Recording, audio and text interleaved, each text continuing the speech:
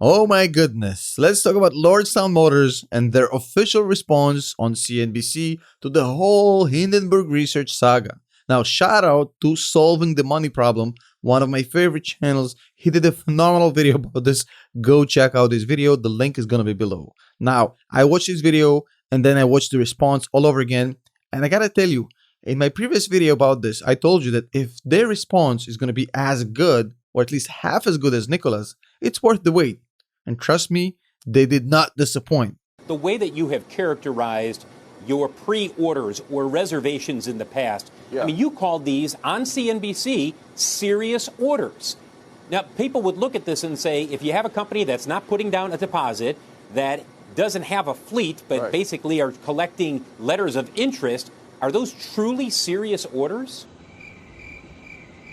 It was that good that it got Jim Cramer, the guy who recommended the Bear Stearns before they went out of business. Don't move your money from Bear. That's just being silly. To call Steve Burns pretty much a liar on his own show. And I found it gut-wrenching because I had pressed Steve Burns when he was on the show, the CEO of Lordstown. I had pressed him on Mad Money about how serious the orders were for the company.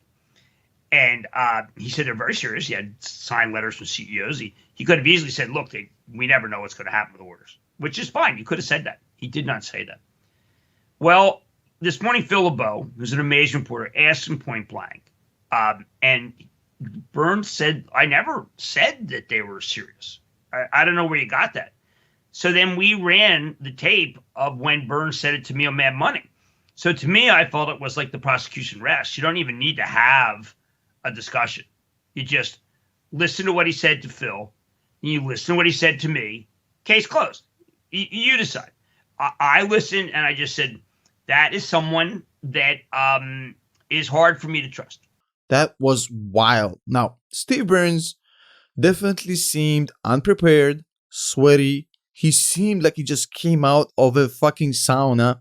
He wore this weird looking hard hat. I don't know who made that shit. He looked like he belonged in the Village People. Why are you wearing this shit, Steve? This is not a costume. But beyond all of this nonsense, beyond that, his response was so horrible that I honestly feel that he just killed Lordstown. His response was so bad that he would have been better off not making that shit. Now, we had Shia LaBeouf from CNBC interview that dude and just ask him really easy questions to answer if you're speaking the truth. Do you actually have pre-orders that are binding and have any sort of merit? And to this, Steve Burns pretty much answered, no, we don't. You were far more aggressive in characterizing those pre-orders as true commitments, that you have company XYZ that has said, yeah, sign us up for 5,000 or 6,000. Do you regret the way you characterized those reservations? It was at this moment that he knew. He fucked up. Well, reservation, Phil, all I can, I don't want to get into the specifics. All I can tell you is demand is robust. We've never said we had orders. We don't have a product yet. By definition, we can't have orders.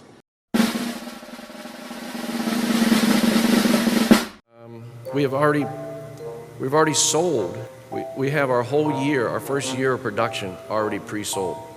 We got 27,000 orders. We've already got 50,000 pre-orders. And it seems as if some of these orders, the 50,000, are from Solid, a Duke Energy, a First Energy. These people are not going to be walking away. They are committed. But yeah, most of them are signed by the CEOs of these large firms. And we have pre-sold 100,000 of these to various fleets across America. And he could have just said, hey, we don't have them, and we never had, and I should have been more clear about it. I fucked up. My bad, guys. I'm sorry. But instead, he went on CNBC saying, we don't have, we never had, and we never claimed we have, which is essentially what got Jim Cramer so triggered, basically calling him a liar, because we do have actual footage of him multiple times claiming that these are sales, orders, they're completely serious by CEOs and all this crap and nonsense. Beyond that, Shia LaBeouf from CNBC actually exposed a lot more because Steve Burns was so unprepared for this interview, he managed to spew out some damning stuff. Beyond the fact that he pretty much corroborated a lot of the stuff that Hindenburg claimed about the company, he actually said a lot of things we did not know, which are horrible. You've done about 20,000 miles of road testing. This is a truck that's supposed to come out in what, 6 months? You must be crazy. That ain't never gonna happen. I agree with solving the money problem. They have literally 0% of meeting their deadline. Those are the motors that are actually in the wheels. So it's a very new concept. It's been used for a long time with electric bikes and scooters, and we've upgraded that up to... I mean, you're trying to build a truck for fleets. It's literally called Endurance. You can't be using scooter motors. You adapted for this. No wonder the first prototype caught fire. Yes, we were driving and our car was on fire. What kind? It's an LLC, Lordstown Motors electric vehicle. Okay, what kind of vehicle is it though, sir? What's the brand? Endurance. Do you see flames coming from the vehicle? Yes. And I'm not saying there's anything wrong with that. I mean, allegedly, in my opinion. By the way, everything I say in this video is just my opinion. Might be completely inaccurate, might be wrong. All I want to say about this, so we can finalize the hell out of the story, is that I think Lordstown came out, pretty much did a Trevor Nicola, completely corroborating the report, or at least for the most part. The response was definitely horrible. Steve Burns was not prepared. He was really visibly nervous. He gave a lot of bad answers to a lot of tough questions. And I think this is rest in peace for Lordstown. I'm sorry if you're invested in Lordstown.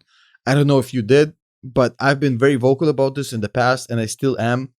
I never thought it's a good investment. And at this point, following the response, I'm now convinced that, in my opinion, it's not a good investment for me. I won't be investing any money in Lordstown because I think I'd rather spend my money flushing it down the toilet. As simple as that. I think flushing your money down the toilet at this point is a better investment than investing it in Lordstown, in my opinion, allegedly. Just do your own research. My opinion. Might be inaccurate, might be wrong. This is not financial advice. And on this note, I just want to give a huge shout out to my friends at Nikola and Lordstown Motors for creating some awesome renders of trucks. Good for you. And a huge shout out and thanks for our channel members, our Patreons for killing it. Thank you so much. And thank you for every single viewer that made it to this point. You made it. You're an OG. You're a real one. Thank you. We'll see you in the next video. She'll go 300 hectares on a single tank of kerosene. What country is this car from? It no longer exists, but take her for a test drive, and you'll agree. Zagrebebnym zlotych. Put it in H!